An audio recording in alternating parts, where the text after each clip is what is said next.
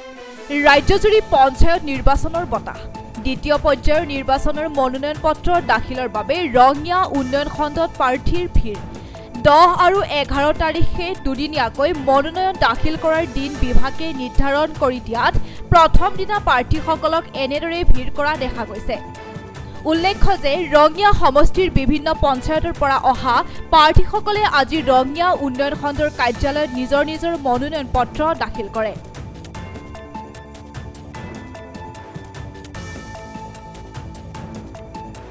মই দুইবেলা বৰলিয়াপাৰ গাঁও পঞ্চায়তৰ পৰা আহিছোঁ।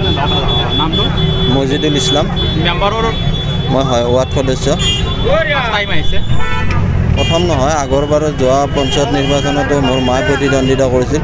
যিহেতু এইবাৰ চিটটো আমাৰ পুৰুষৰ কাৰণে চিলেক্ট হ'ল, সেইকাৰণে মই প্ৰতিদ্বন্দ্বিতা কৰিম বুলি আগবাঢ়িছোঁ। বাকী ওচৰৰ পঞ্চায়ততকৈ ধুইবালা যিটো পঞ্চায়ত আছে বহুখিনি পিছপৰা, কি ক'বা? হয়, ধুইবালা পঞ্চায়তটো বহুত পিছপৰা, কাৰণ আমাৰ মাইনৰিটি প্ৰধান এৰিয়া।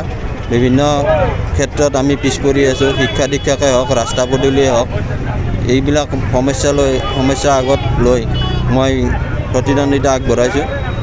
আগতে পঞ্চায়তটো আপোনাৰ হাজো সমষ্টিৰ অঞ্চল আণ্ডাৰত আছিল, এতিয়া এইবাৰ আমাৰ পঞ্চায়ত ৰঙিয়া সমষ্টিৰ অন্তৰ্ভুক্ত হৈছে। নিশ্চয় আমি আশা কৰিছোঁ ৰঙিয়া সমষ্টিৰ, যিহেতু আমি গাতে লাগি থকা এটা পঞ্চায়ত, নিশ্চয় আমাৰ পঞ্চায়তৰ এইবাৰ উন্নয়ন হ'ব বুলি মই আশা কৰিছোঁ। কিমানজন আপোনাৰ প্ৰতিদ্বন্দ্বী লগত? মোৰ প্ৰতিদ্বন্দ্বী 5 জন। কিমান ভোটাৰ আছে? ভোটাৰ আছে আমাৰ 941 জন। ঠিক আছে, আমি ৰঙিয়া সমষ্টি, ৰঙিয়া বিধানসভা সমষ্টিৰ অন্তৰ্গত মেম্বাৰত খেলিব। হয়, আচ্ছা, কি ক'ব আপুনি? নাই, এইটো গণতন্ত্ৰৰ উৎসৱ, সকলো ওলাই আহিছে। আৰু এতিয়া যিহেতুকে পঞ্চায়তখন এবছৰ পঞ্চায়তৰ ৰাজ নাছিলে, এবছৰ আগতে শেষ হৈছে। চৰকাৰখনে এতিয়া পঞ্চায়ত নিৰ্বাচন ঘোষণা কৰিছে, তাৰ বাবে আমি চৰকাৰখনক ধন্যবাদ জ্ঞাপন কৰিছোঁ। মানে সৰ্বসাধাৰণ ৰাইজৰ মানে কাম কৰিব লাগিলে পঞ্চায়তৰ প্ৰয়োজন হয়। সেইবোৰ কিমানৰ প্ৰতিদ্বন্দ্বী আছে আপোনাৰ লগত? 3 জন। মুঠ ভোটাৰ কিমান আছে? 865 জন। প্ৰথমবাৰ ফাৰ্ষ্ট টাইম আহিছে আপুনি?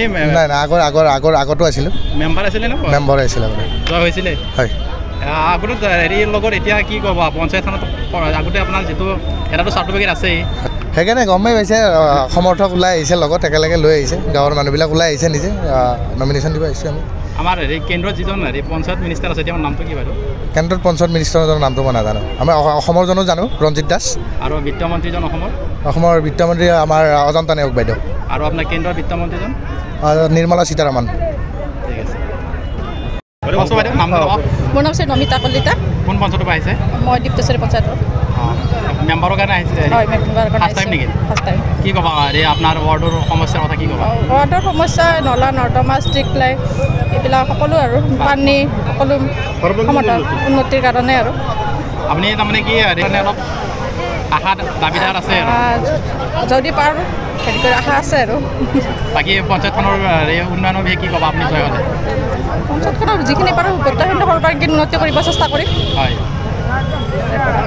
বাকী আপোনাৰ এটা প্ৰশ্ন কৰিছোঁ কি, অসমৰ যিজন বিত্তমন্ত্ৰী তেওঁৰ নামটো জানেনে? অজন্তা নেওগ। আৰু আপোনাৰ এই পঞ্চায়ত মিনিষ্টাৰজন? নৱকুমাৰ দলে। নহয়, হেৰিটো বৰ্তমান ৰঞ্জিত কুমাৰ। ঠিক আছে, আমাৰ ফালৰ পৰা শুভেচ্ছা থাকিল আপোনাক। নামটো ক'ব আপোনাৰ? মোৰ নাম শ্ৰী গীতাঞ্জলি কলিতা। কোন পঞ্চায়তৰ পৰা আহিছে? মই গুয়া বাসুদেৱ পঞ্চায়তৰ পৰা আহিছোঁ। বাসুদেৱ গুয়া পঞ্চায়ত। মেম্বাৰ? হয়, মেম্বাৰত। ফাৰ্ষ্ট টাইম না আগতে খেলিছিলে? নাই, মই এইবাৰে ফাৰ্ষ্ট টাইম। আচ্ছা, কেণ্ডিডেট আপোনালোক কেইজন হ'ব আপোনাৰ যিটো ৱাৰ্ডত খেলিব? মোৰ কেণ্ডিডেট প্ৰতিদ্বন্দ্বী আৰু এজনী আছে। আপুনি জয় হ'ব? মই জয় মানে আৰু ৰাইজে মই নিজৰ হেৰি নহয়, মোৰ সকলো যিখিনি আছে মোৰ পৰা মোক সকলোৱে আগবঢ়াই দিছে।